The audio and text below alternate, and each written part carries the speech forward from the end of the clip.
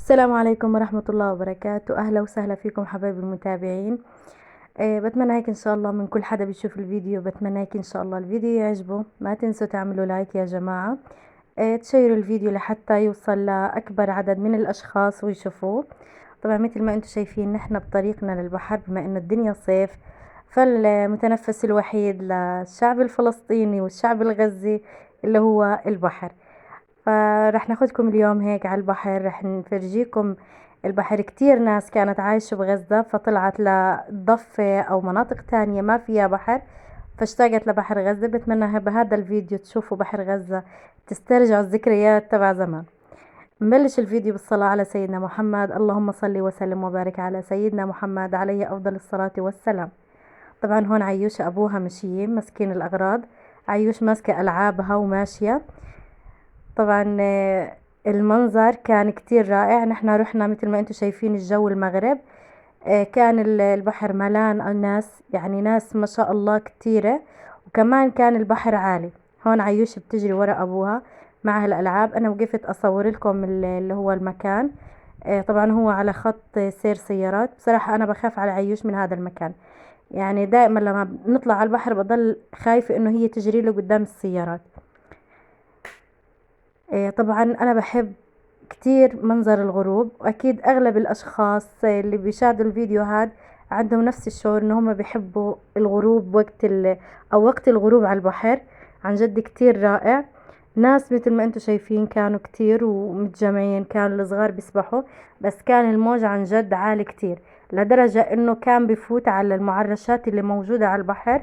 رح تشوفوا هلا بالتصوير كيف المي بتفوت لعند المعرشات اللي على البحر. يعني هاي هون شوفوا المعرشات هاي، ونحن جايين لانه احنا بعدنا شوي عنها.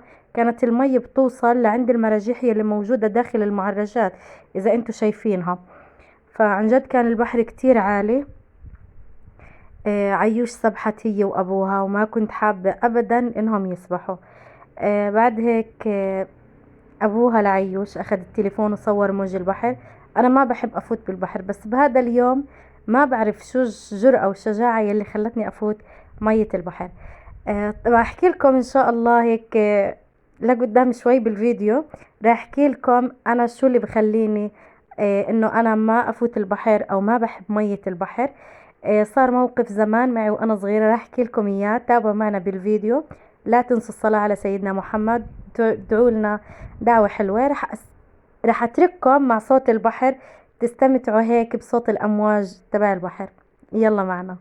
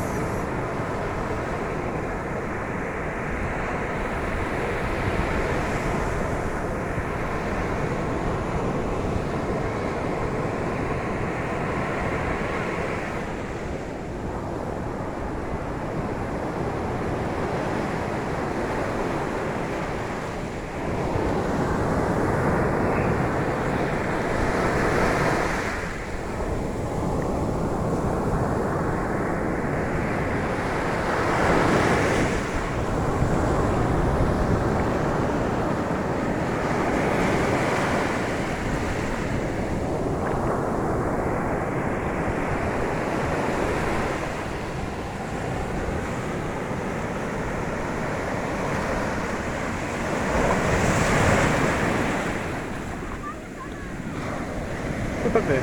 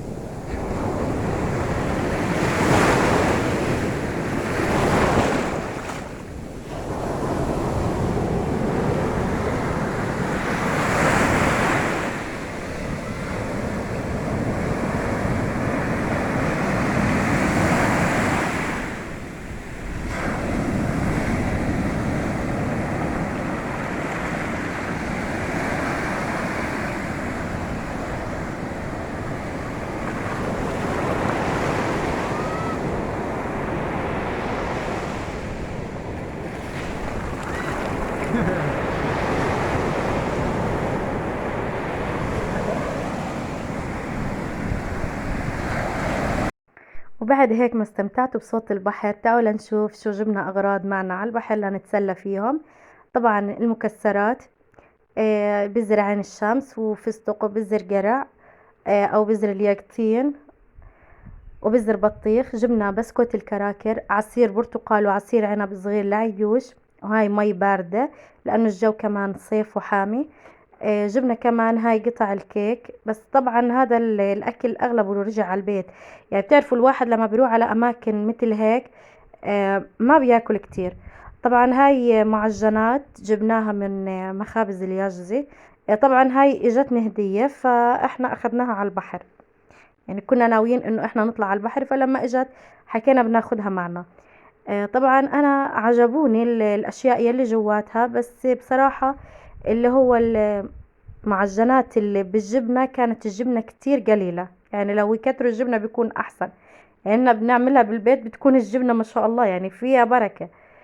المهم ما علينا. هاي هيك كانت الاشياء اللي جوا الكرتونة. طبعا شيبسي بطعم الفستق لعيوش، وشيبسي طعم الجبنة المتبلة. انا هاي النكهة بحبها كتير، اكتبوا لي بالكومنتات اذا بتحبوها او لا.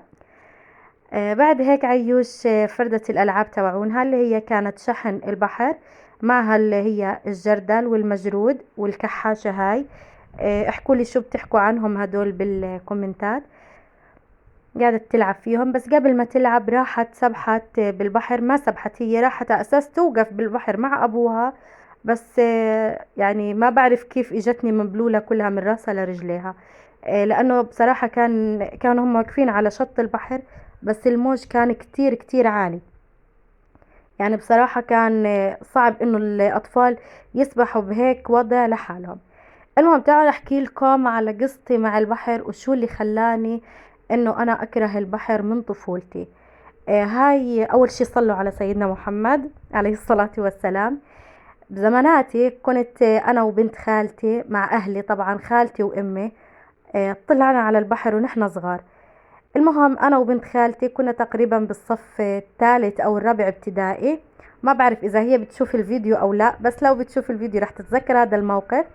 انا من بعد هذا الموقف بصراحة كرهت اشي اسمه بحر، وما حبيت انه يعني افوته من يومها. بس بهذا اليوم ما بعرف كيف اجتني الجرأة انه انا اوقف بالمي، بس مع الموج العالي يعني بللني كتير.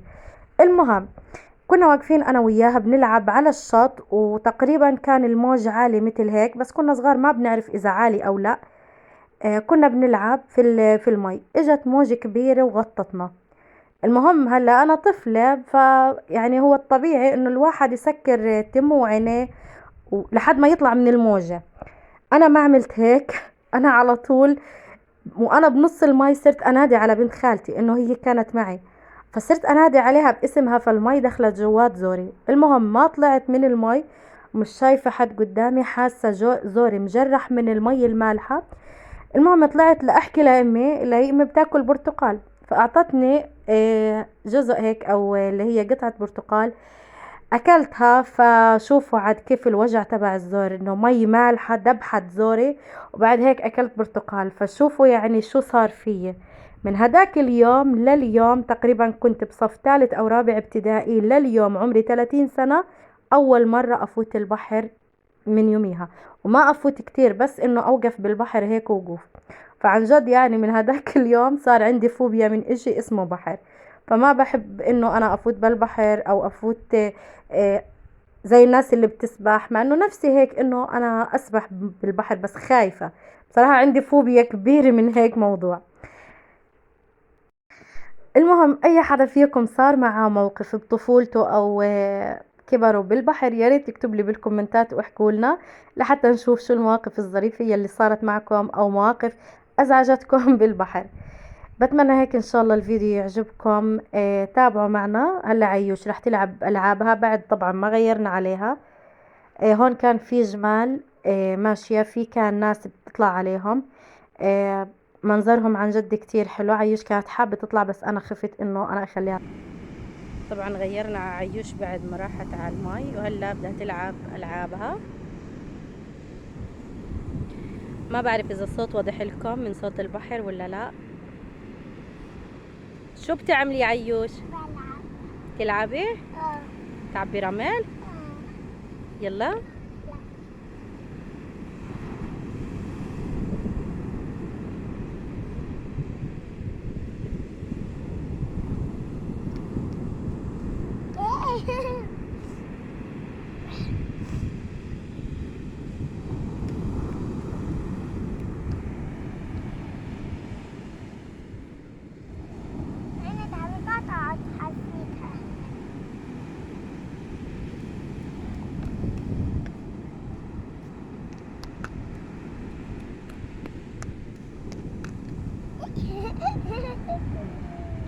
مبسوطة؟ دبيتي شعرك ماي؟ لا انت دبيتي. انا غسلتك يا ماما عن مية البحر. دبت شعري. خلاص كتير هيك، خلاص هاتي اعمل لك اياها، هاتي. انا بعرف. لا خلاص يا ماما داب، هاتي اعطيني اياها. لازم اودك تخليني العب. لا يا ماما هي هيك هيك الزيادة. يلا هلا وين بدك تحطيه؟ خدي يلا. ها هون حطيها. بدك تعملي قلعة؟ وين؟ يلا اعملي قلعة.